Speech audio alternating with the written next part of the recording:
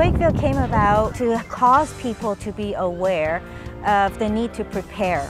Although it is a campsite which emphasizes evacuations and alternative sheltering, we do not actually encourage people to leave their homes in a disaster. Their homes are usually the safest place to be, perhaps backyard camping if their home is not safe, but also they can look at neighbors. Camping in the park would be the last alternative if there's nowhere else to go. And Quakeville just brings that into perspective for people to make them aware of some of the things that they will need. Quakeville comprises of many different components. The first component I've spoken about, involving residents, having them fostering awareness.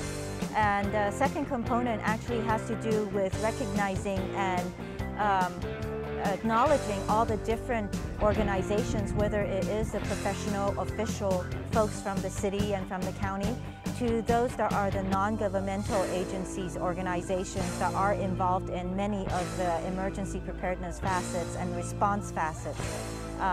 In Palo Alto, there is a block preparedness coordinator program.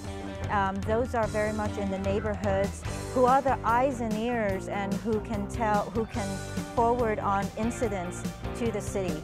The other organization would be the CERT organization. That's a group, another volunteer organization under the fire department who also responds to emergencies. There are the Boy Scouts who are very involved in the community. However, they're younger, yet we often don't know that they're available to help. They are actually trained in many different areas. Water is your most important thing. You can only, that's the thing you have to get to.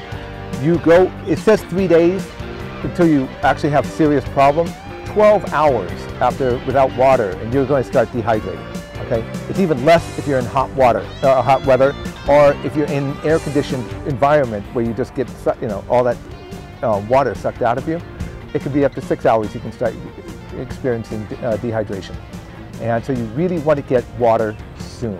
And that is your most important thing you want to get into it. Keeping the amount of water in your house is difficult. Okay? People have the jugs of water and the gallons of water. It's a gallon of water per person per day. 2 quarts of that water is for drinking, the other 2 quarts is for brushing your teeth and cooking with. Okay? You don't use the tap water, even though you brush your teeth and that kind of thing, because you can get contamination. You can keep tap water on, I think, for about 6 months.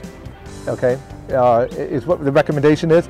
The bottled water that you can get, this stuff, kind of keep it a year. Okay, wouldn't recommend it, but a lot of people do it. Okay, you can do this. But what we're finding out now, and this is brand new. I never used to tell people about this. People said, how about swimming pools? And we kept telling them, no, you can't drink swimming pool water. But Homeland Security just came out with the whole rules about it.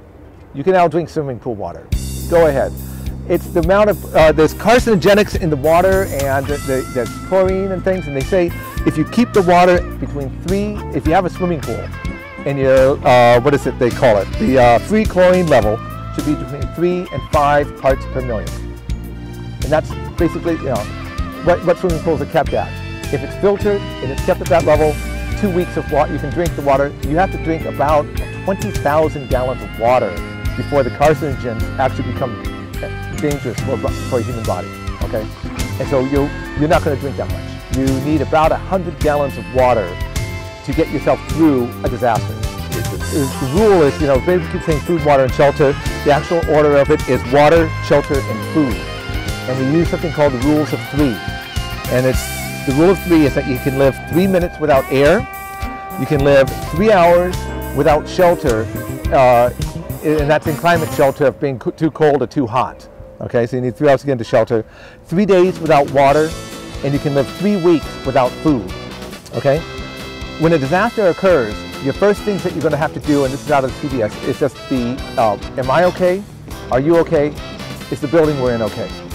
And if you can answer yes to all 3 of those things, you are now safe. You have done part of the disaster response, and you're now in the recovery mode. Because once you are okay, your person next to you is okay in the building you're in, then everything else then you can go and help somebody else. The thing about the shutting off the gas, shutting off your water, any of the utilities, you don't want to do that until you are told to do it. All right. The biggest problem, and they're finding it down in Southern California right now with the power outages, and after the Loma Prieta earthquake, when a lot of people ran around shutting off the gas to their house because they thought that's what they had to do, and they all had that low emergency wrench they were given, and then the city spent a week running around having to relight all the pilot lights in all the houses, even though the people didn't need to have that happen here. Okay, so listen to the radio. They'll tell you whether or not you need to do it or not. You need about 100 gallons of water to get yourself through a disaster, okay, for a person. You know, that's the beginning to the end of the disaster.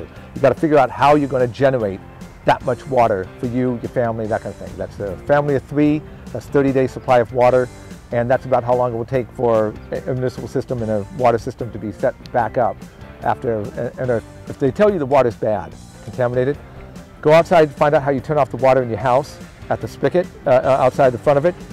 There's usually a lead valve that comes into your house. You can turn that off. You go find the lowest faucet in your house, and you drain all the water coming out of it. You can get 16 to 20 gallons of water is captured in your house. Okay, the hot water heater is a great source of water, just to use it for that, and that will keep you going for a good couple of days. Backyard camping is going to be probably the most common thing that people will do, and it will be just like this, and you can shelter in your own house, and we will come and support you in your house sheltering there.